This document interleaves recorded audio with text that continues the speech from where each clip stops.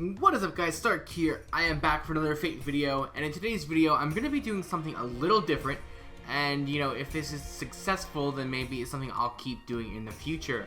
Now, I don't really do character spotlights for characters that come out on Japan because they're new, they're fresh, and you know, we really need some time before we can kind of figure out whether or not those characters are good or not. But what I decided to do, instead of doing like a full out character spotlight, I'm just going to do like a first look.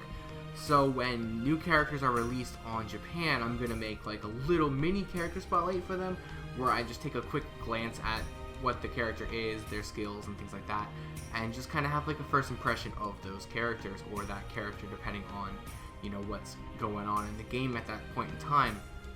And this will kind of give us a little bit of an insight on what these characters are able to do for the future when eventually they do come out on NA. Now, I know that's going to be a couple years down the line, but, you know, it's just a first look, and there are a lot of people who play both versions of the game, so it should be a pretty good thing, and if not, then, you know, maybe I just won't do these anymore.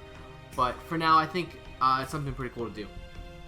Anyway, Gouda Gouda 2020 is here, and there are 3 servants that are available. All 3 of these are limited time characters, and all 3 of them are only pullable.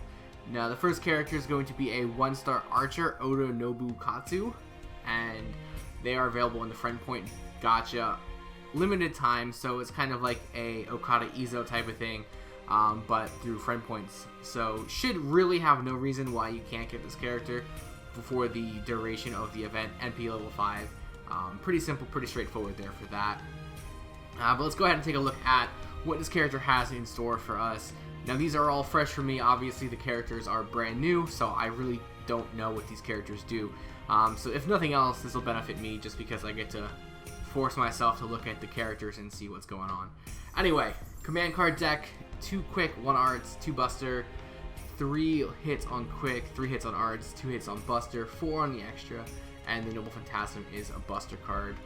Alright, so that looks pretty balanced, pretty straightforward right there. Let's see what we got here for Ascension Artwork. First artwork looks pretty cool. Alright, so second artwork is like a complete overhaul, complete change. The sword changes, turns into a green sword. It's interesting. Okay, so the third Ascension pretty much just turns into Tokyo Ghoul right there. Looks pretty cool though, not gonna lie. The hair is pretty bright. Wish the hair was a little darker. Is it like a demon in the background? It kind of looks like there's little eyes right here. Sword changes color again. Alright, and the fourth Ascension artwork, I'm not feeling that one. Third Ascension looks pretty awesome there, so that's pretty cool. Alright, so stats wise, max HP, I mean this character's a 1-star, so I'm not expecting pretty much anything out of this, but 7,563, max attack is 5,116. Okay, so this character's stats suck. Almost dead last in overall stats. I wonder who's actually last. I'm actually just gonna dip over here. We're on Game Press for all this, by the way, so let's go ahead and check the stats. I'm really curious to see who is dead last in stats. All servants. Alright, so Spartacus is still dead last. That's pretty bad. The scaling for Oda is pretty bad too here. So Grailed out, 7,900 attack, 11,659 HP. His Grail attack still sucks. Probably not something you want to grail, but we got to see what skills and stuff are. So stat wise, 1-star character. Really shouldn't expect anything as far as stats go. I think Arash goes up to like 9,000 for attack, so that's pretty bad. Okay, anyway. Noble Phantasm generation per hit, 0.75. Attack, 3%. Star absorption, 145. And generation, 7.9%. Alright, so pretty decent Noble Phantasm generation and star generation, star absorption. Alright, anyway, let's see what the skills. See what skills we have here. So we're going to scroll down here. Alright, first skill. Inflict confusion on a single enemy for 3 turns. And then, oh, that's confusion. 30% chance to inflict skill seal for 1 turn each turn. Alright, confusion's always a pretty cool skill. It's one of the few times where like percentage based skills is actually like acceptable for me, I guess, because of the way it works. Also decreasing Buster card resistance for a single enemy for 3 turns. Alright, so that's interesting for a skill. Have a chance to skill seal, and gonna do extra damage with your Buster cards when they're attacked. So Buster resistance goes up to 30% at level 10 on 6-turn charge time. Not bad for a skill. I sacrifice myself to the Demonic Heaven Bee. Gain critical stars every turn. Increase critical strength for all allies. Further increases critical strength of all Nobunaga allies. And increases critical star gather rate for all Nobunaga allies for 3 turns.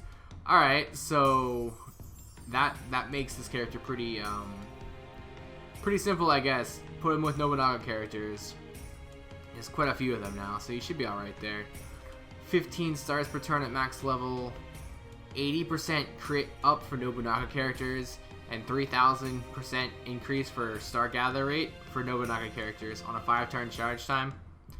Alright, so this character it looks like a support character, specifically geared towards Nobunaga characters. Alright, so that's pretty cool. How many Nobunaga characters are there, though? 3. He doesn't even have the tag for Nobunaga characters. Okay, back to this. Alright, so that's a really good second skill. I really like that. Alright, third skill. Target focus to self. Increase Noble Phantasm gain when taking damage. Apply a delayed on death buff for 5 turns. On death effect. Restore HP for all allies. Okay, so this is cool too. So when he dies, he heals his team. And he has a target focus to put it on him so that you make sure he dies. 50% gain for taking damage and 3,000 heal on a 4-turn charge time. I guess the charge time really doesn't matter because you're expecting to get killed, and he has really low HP anyway. Alright, so definitely a huge support character. Pretty decent effects. Really good effects if you're comboing with Nobunaga characters. Alright, let's see what Noble Phantasm does. So, increase Noble Phantasm gauge for all allies except self. Increase Buster card effectiveness for all of your Nobunaga characters by 20% for 3 turns. Apply death to self. Can trigger guts. And then the overcharge increases Buster card effectiveness for all allies for 3 turns. Okay, so another self-sacrifice Noble Phantasm here. What's the gain for Noble Phantasm? 10% base, Buster card, 20% increase. That's for Nobunaga, and then 10% for base there as well. But you should have this character level 5, so 20%, up to 30% on the overcharge. No damage, of course, because you're gonna kill yourself with it. I don't know. On the surface, it looks pretty nice. Obviously, it's a huge support character for Nobunaga classes or traits. Pretty good though, not gonna lie. Seems very interesting, to say the least. But I don't see any really glaring flaws to this character, other than the fact that it's a 1-star character and it's really weak. But even then, that isn't bad because you want this character to die, essentially. You want to just pop your buffs, get yourself ready to go, and then pop your Noble Phantasm. I guess that's the only bad thing about it. You're going to need to get your Noble Phantasm off, and they're so hard to keep alive with the low HP. Even the taunt, like the 50% increase to your Noble Phantasm gain is nice, and you'll probably get your Noble Phantasm charged if you survive. So you'll probably need someone to just give you like invincibility or evasion or something to keep him alive for that turn. Because he doesn't have guts, no defense. So yeah.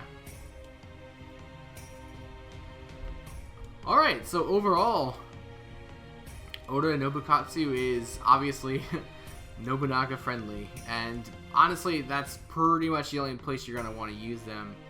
But let's go ahead and take a quick look at the other ones here and just see. Let's see, pull these guys up here. Can any one of these really? Invincibility to self. Okay, nothing. Evasion is self.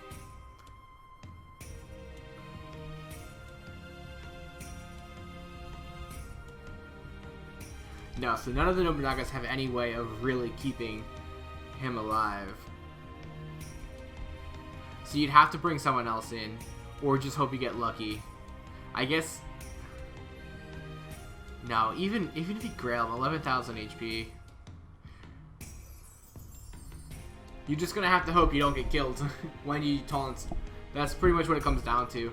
You need to pull that Noble Phantasm off. I guess if you just go in with a Kaleidoscope max limit broken, you don't have anything to worry about. Pop your buffs, pop your Noble Phantasm, and just go to town. You're gonna be able to do a ton of damage with Nobunaga characters by the looks of it. Alright guys, so that wraps up the first, I guess first look at Oda Nobukatsu. It's a bit longer than I thought it was going to be, honestly, so I guess I'll separate the 3 characters into 3 different videos, and we'll go from there. I was originally going to squish them all together in one video, but this took a little bit longer than I thought, so I might just make 3 videos here. Anyway guys, that's it. Thanks for watching. Let me know in the comments down below what you think of this character. What are your first thoughts on this character? Have you got them yet? Have you maxed them out yet? Let me know in the comments down below.